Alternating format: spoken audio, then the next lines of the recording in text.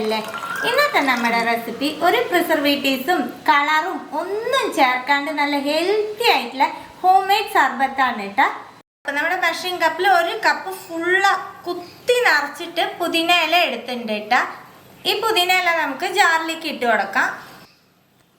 നല്ലോണം കഴുകി വൃത്തിയാക്കി വെച്ച പുതിന ഇലയാണ്. ഇതിലേക്ക് 4 ഐസ് ക്യൂബ് ചേർക്കുന്നുണ്ട്. ഇനി നമുക്കിത് വെള്ളം ചേർക്കാണ്ട് നല്ല ഫൈനായിട്ട് അരച്ചെടുത്തിട്ട് വരാം. നല്ല ഫൈനായിട്ട് അരച്ചെടുത്തിട്ടുണ്ട്. ഇനി നമുക്കൊരു പാൻ അടുപ്പത്ത് വയ്ക്കാം. പാനിലേക്ക് 1.25 കപ്പ് പഞ്ചസാര ചേർത്ത് കൊടുക്കാം. 3/4 കപ്പ് വെള്ളം ചേർക്കാം. ഇനി ഇത് നല്ലോണം അലിയിച്ചെടുക്കാം. പഞ്ചസാര നല്ലോണം അലിഞ്ഞ് കിട്ടി.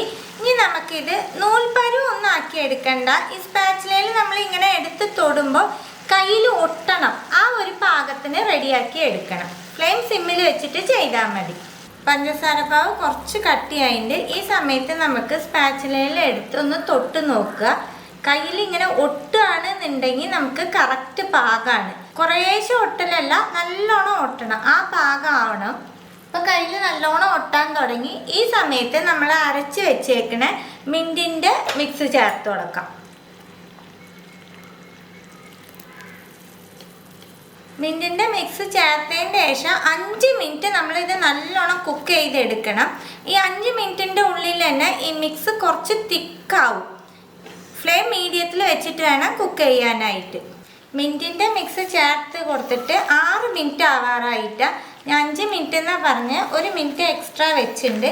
ഇപ്പം നിങ്ങൾക്ക് കാണുമ്പോൾ അറിയാൻ പറ്റും, നമ്മൾ ഒഴിച്ചപ്പോൾ നല്ല ലൂസായിട്ടുണ്ടായിരുന്നു ഈ മിക്സ്. അപ്പം നല്ല തിക്കായിട്ടുണ്ട് കേട്ടോ. ഇതിൻ്റെ പാകം എങ്ങനെയാണ് അറിയാമെന്ന് വെച്ചാൽ ഇപ്പോൾ സ്പാച്ചിലയിൽ കാണിച്ചാൽ മനസ്സിലാവില്ല. ഞാൻ ഒരു കയ്യിൽ കാണിച്ചു തരാം. ഇത് കണ്ടില്ലേ, നമ്മളിങ്ങനെ കോരി ഒഴിക്കുമ്പോൾ നല്ല കട്ടിയായിരിക്കണം. പിന്നെ നമ്മൾ എടുക്കുന്ന ആ തവിയുടെ ബാക്കിൽ ഇങ്ങനെ ഒട്ടിപ്പിടിച്ചുണ്ടാവണം. ഇതാണ് കേട്ടോ അതിൻ്റെ പാകം. ഫ്ലെയിം ഓഫ് ആക്കിയിട്ട് ഇത് തണുക്കാനായിട്ട് വെക്കാം. സർബത്തിൻ്റെ മിക്സ് നല്ലോണം തണുത്തുണ്ട്. ഇത് കംപ്ലീറ്റ് തണുത്തുണ്ടാവണം കേട്ടോ. ഇനി നമുക്ക് ഇതിനൊരു മിക്സ് റെഡിയാക്കണം. അത് റെഡിയാക്കാം.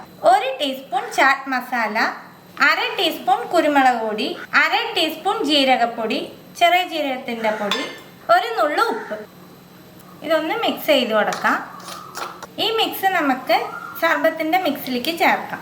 4 നാരങ്ങ പിഴിഞ്ഞെടുത്തിട്ടുണ്ട്. ഇതിൽ നമുക്ക് പകുതി ഫസ്റ്റ് ചേർത്തിട്ട് ടേസ്റ്റ് നോക്കുക. പുളി കുറവ് തോന്നുകയാണെങ്കിൽ ഫുള്ളായിട്ട് ചേർക്കാം. പകുതി ചേർത്തിട്ടുള്ളൂ. മിക്സ് ചെയ്ത് കൊടുത്തതിന് ശേഷം നോക്കാം. പുളി കുറവുണ്ട് കേട്ടോ. ഞാൻ ഇത് മുഴുവനും ചേർക്കുന്നുണ്ട്. 4 നാരങ്ങ എടുത്തത് മുഴുവനും ചേർക്കുക. കുറച്ച് ഉപ്പും കൂടിയും ചേർക്കുന്നുണ്ട്. ഇനി നല്ലോണം മിക്സ് ചെയ്യാം. നമുക്ക് ടേസ്റ്റ് നോക്കുമ്പോൾ അറിയാൻ പറ്റും. ഇപ്പം എല്ലാം കറക്റ്റായിട്ടുണ്ട് കേട്ടോ. പുളി, മധുരം, ഉപ്പ് എല്ലാം. നമുക്കിതൊന്ന് അരിച്ചെടുക്കാം.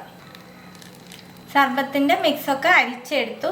ഇത്ര അടിപൊളിയായിട്ട് കിട്ടിയിട്ടുണ്ട്. 10 അല്ലെങ്കിൽ 15 മിനിറ്റിനുള്ളിൽ നമുക്ക് നല്ല ഹെൽത്തി ആയിട്ട് ഒരു കളറും ചേർക്കാത്ത അടിപൊളി സർബത്ത് റെഡിയാക്കി എടുക്കാൻ പറ്റും കേട്ടോ. ഇനി ഞാൻ ഇതിലെങ്ങനെയാണ് സർബത്ത് ഉണ്ടാക്കണമെന്ന് കാണിച്ചു തരാം.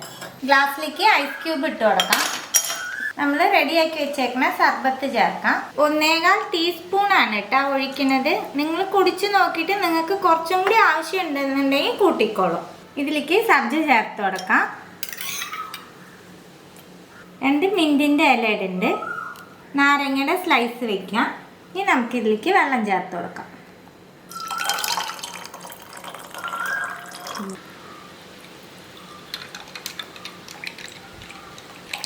എല്ലാം ഒന്ന് മിക്സ് ചെയ്ത് കൊടുക്കാം. സിമ്പിളായിട്ട് നല്ല ഹെൽത്തി ആയിട്ടുള്ള സർബത്ത് 10-15 മിനിറ്റിൻ്റെ ഉള്ളിൽ തന്നെ നമുക്ക് വീട്ടിൽ തന്നെ റെഡിയാക്കാൻ പറ്റും കേട്ടോ. അപ്പോൾ എല്ലാവരും ഈ ചൂട് കാലത്ത് തീർച്ചയായിട്ടും ട്രൈ ചെയ്ത് നോക്കണം. ട്രൈ ചെയ്ത് നിങ്ങളുടെ ഫീഡ്ബാക്കൊക്കെ അറിയിക്കുക. പുതിയ റെസിപ്പി ആയിട്ട് അടുത്ത വീഡിയോയിൽ കാണാം. See you, by.